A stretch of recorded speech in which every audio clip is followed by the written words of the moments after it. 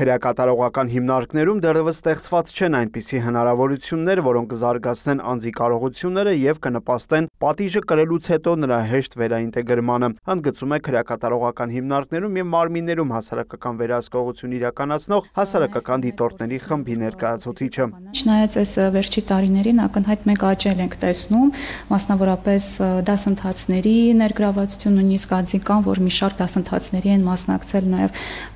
ժամերը լրացել են էլի էին ուզում մասնակցեն դասընթացների, նույնիսկ երբ որ անձը աշխատում էր էլի ցանկություն կար դասընթացների։ Հայաստանի քրեակատարողական հիմնարկներում դատապարտյալների եւ կալանավորված անձանց շատ քիչ տոկոսն են ներգրավված վարձատրվող եւ չվարձատրվող աշխատանքներում։ 2025-ի առաջին 5 ամսում քրեակատարողական հիմնարկներում աշխատող ազատազրկված անձանց թիվը կազմել է 230, որոնցից վարձատրվել է 140-ը, ոչ վճարովի աշխատանքներում ներգրավվել է 90 դատապարտյալ։ Քրեակատարողական օրենսգրքով սահմանված է, որ հնարավորության սահմաններում քրեակատարողական հիմնարկներում կարող են ստեղծվել խցեր, որոնցում կամ ավելի ճիշտ ազատությունից զրկված անձին կարող են խցում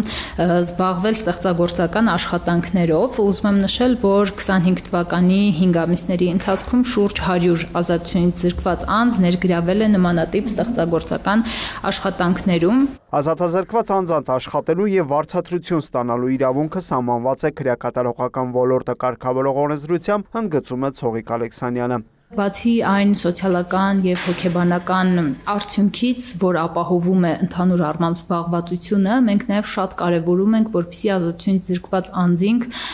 ունենան հենց գումար վաստակելու հմտություններ,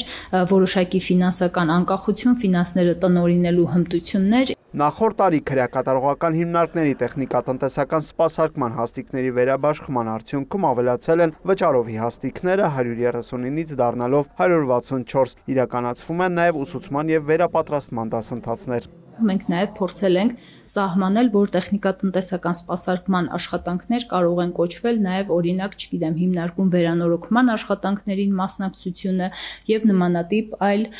գործընթացներ։ Ազատությունից զրկված անձանց իրավունքների պաշտպանության ամրապնդում ծրագրով վերջերս Սևան քրեակատարողական հիմնարկում շահագործման հանձնվեց կայունագործության ուսումնական կենտրոն Արհեստանոց։